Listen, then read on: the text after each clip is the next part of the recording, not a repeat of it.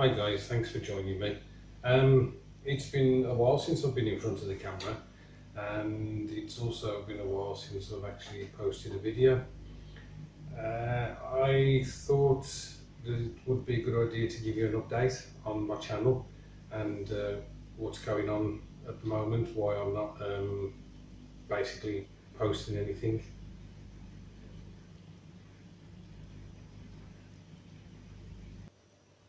To start with, I basically haven't had the mojo to do any modelling, and that has also kind of filtered into not wanting to do any YouTube videos. Obviously, if I've got nothing to really show you guys, although I obviously do the Birmingham at War stuff, then there wasn't much point posting stuff, or I hadn't got content to post. But about nearly 4 weeks ago now, myself and the wife managed to get over to Canada for a week, and basically we visited Toronto and Niagara Falls.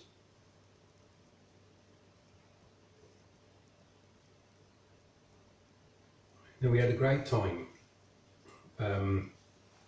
Toronto is just massive. I mean, I'm a city lad, obviously living in Birmingham, but Birmingham's nothing compared to the vastness of Toronto. It just really shocked me, and I've got to be honest, it was quite almost depressing. Everywhere you looked up, there was just like skyscrapers that were hemming you in, and it took a bit of getting used to.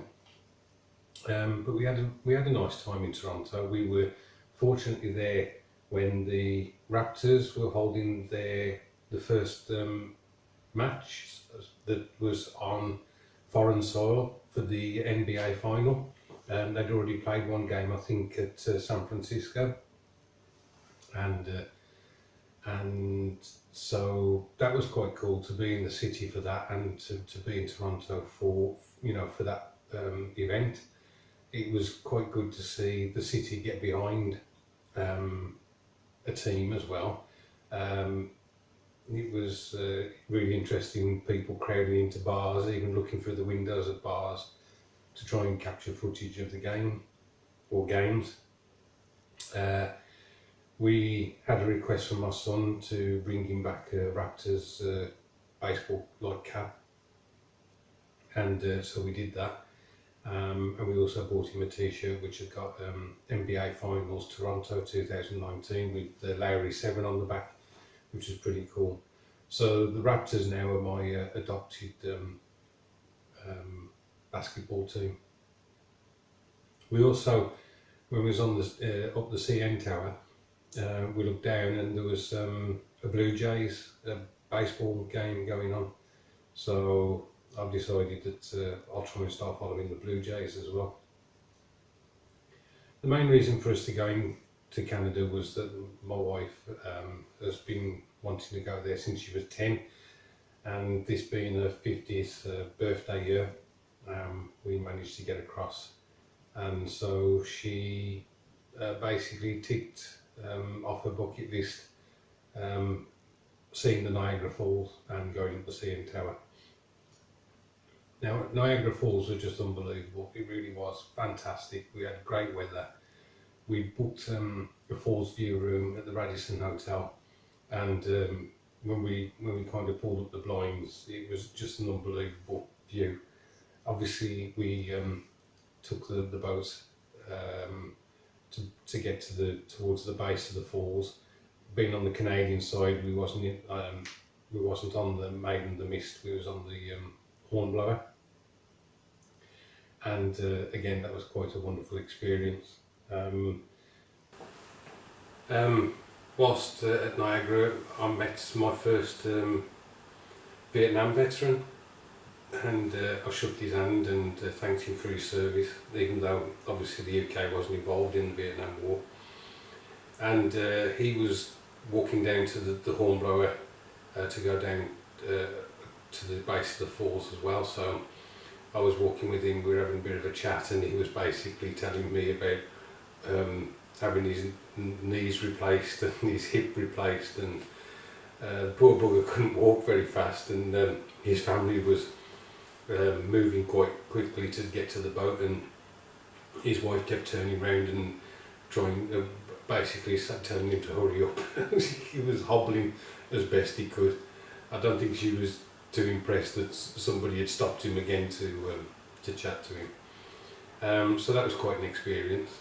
When I was at the CN Tower, we arrived in Toronto on the Saturday, and then on the Sunday morning, 10 o'clock, we went into the CN Tower, so we were one of the first up that day, and it was a really nice, clear day. And we were sat having a coffee in the cafe up there, and I'd got my back to the window, and my wife Jocelyn said, there's an aircraft coming in, and so I looked behind me, and there was just this black silhouette, and I knew straight away what it was.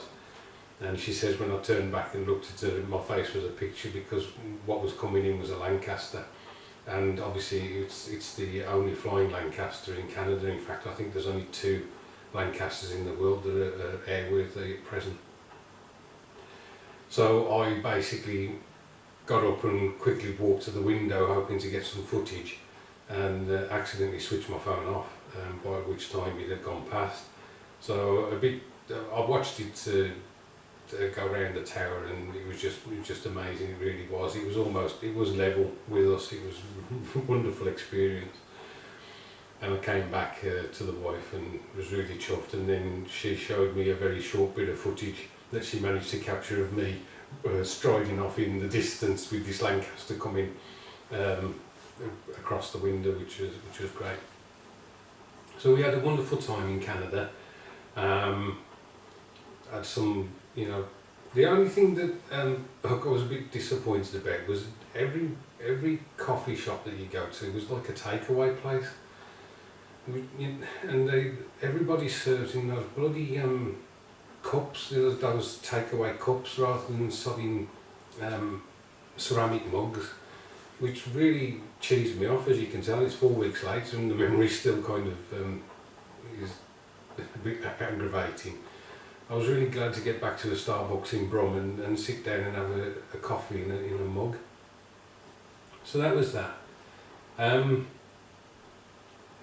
On our return to the UK, we were driving to the Toronto airport, and the wife had a phone call from the home that her father was being looked after. He was in a care home, a nursing home, sorry. He'd been ill since February. He was taken into hospital in February, and he couldn't return home, and so he was in this nursing home. And basically they were saying that he wasn't very well. Unfortunately, obviously my wife had to tell them that she was in Canada, and that she had told them that would be the case, and asked them to ring her sister, which they did. Fortunately, my wife's brother, he'd been visiting his dad, and so their sister got in touch with him, and he turned round, because he was on his way home back up to Newcastle, and he was in Sheffield. He got this phone call and he turned around and came back to Brum. So we landed in the UK 6:30 Sunday morning. Then we had to get the coach from Heathrow to Birmingham. And basically, Malcolm, that's the father-in-law's name,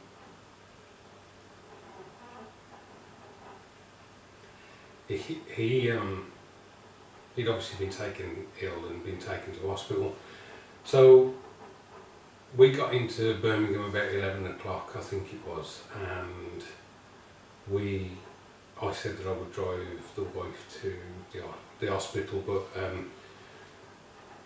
we hadn't slept, or I hadn't slept on the plane. I know it's a 6-hour, 7-hour flight, but I hadn't slept, and I hadn't slept much on the coach. So she basically persuaded me that I needed to have a sleep before we drove to the hospital.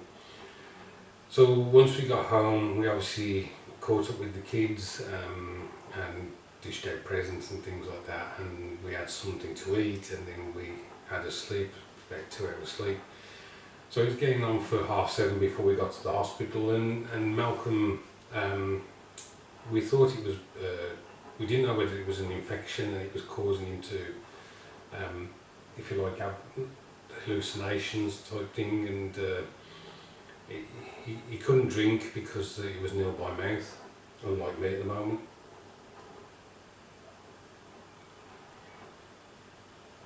And so we spent an hour or so with him, but it was obvious that he, although he could tell that we were there, he wasn't really holding a conversation. He was falling in there to sleep, and there wasn't much we could do. He was in the best place, and we'd been advised that he seemed to be responding to treatment, and that he would be back at the nursing home the following day.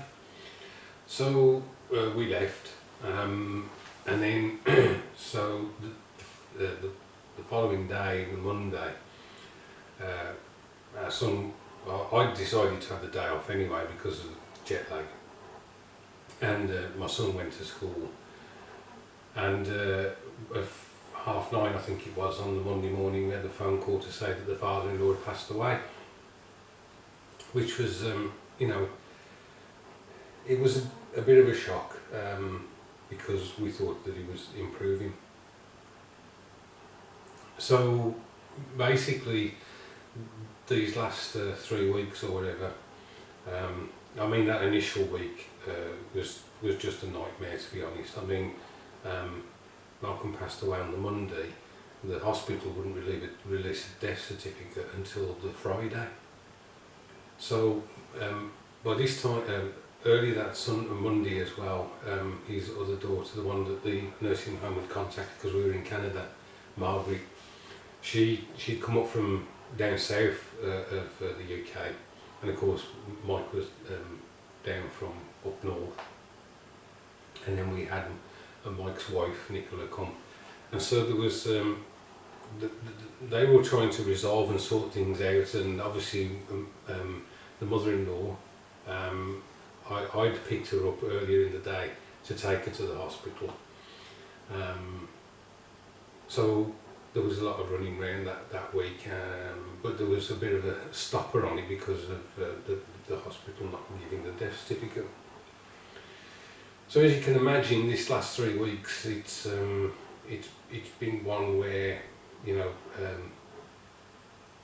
the family trying to get things sorted, obviously funeral arrangements and so on. So a bit upsetting, obviously, for the family, understandably, and I've just been trying to get on with stuff, the more mundane stuff like housework and meals for people, so that they can get on with the other important stuff. The funeral's this coming Friday, and so then the family will have some closure, but still a sad occasion. Over these last 2 weeks, I've been trying to get back into hobbying. I've been tinkering with kits. I have completed 2 small builds, nothing particularly hard. I just wanted to get some plastic together, get some paint on it, and move on and do something else. There are other kits that I've started over these 2 weeks, and to be honest, I've got halfway through and they've gone back in the box and they've gone back in the loft. There have been moments where I've just wanted to give up on the hobby, and even on YouTube. Which reminds me, I've had about 20 subscribers, new subscribers, since I last posted. I don't know why. Perhaps people like the fact that I'm not actually putting anything on YouTube. But I want to say to all those new subscribers, thanks ever so much for subscribing to my channel. I'm hoping that this phase of mine will filter out, and then I'll get back into doing videos and so on. I need another drink.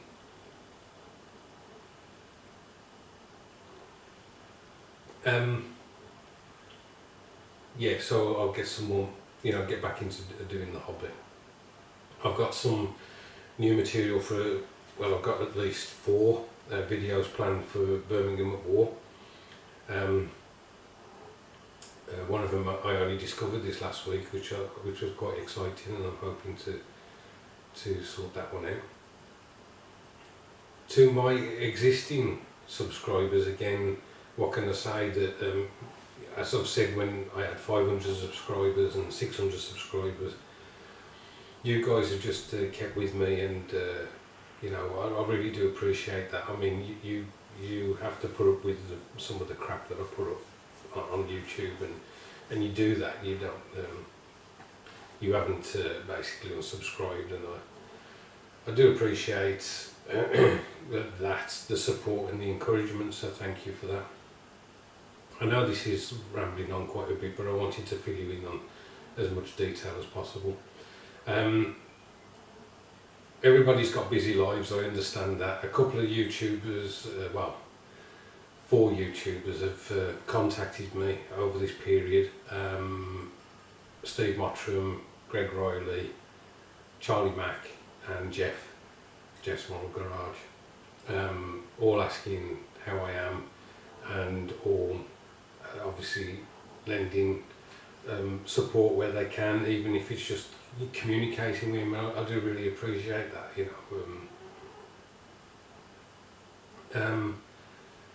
so that's it in a nutshell. I don't think there's much more that I can say. I don't think there's much more you want to hear. But yeah, thank you for sticking with me, and let's hope that I can get back and get some kits built. All right. Cheers, guys. Thanks a lot.